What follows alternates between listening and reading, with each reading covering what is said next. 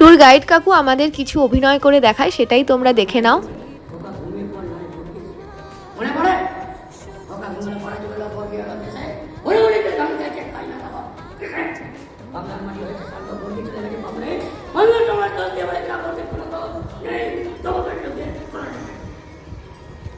দেখলে তোমরা, উনি খুব সুন্দর করেই এটা দেখিয়েছে। আমি তো পুরো ক্লিপটা দিতে পারিনি, যতটা সম্ভব সেটা তোমাদের সাথে শেয়ার করলাম। তারপরে ওখানে তানপুরা রাখা আছে, ওখানে দাবা খেলা হতো সেটাও আছে, আর এইখানে দোলনা রাখা আছে। এখানে ঠাকুর দোলনা করে পুরো রাজবাড়ি ভ্রমণে বেরোয়, আর এইখানে সবকিছুই রাখা আছে দেখতে পাচ্ছ। তারপরে আমরা আস্তে আস্তে ওখান থেকে বেরিয়ে আসি, কারণ সন্ধে হয়ে যাচ্ছিল, আমাদের বাড়ি ফিরতে হবে।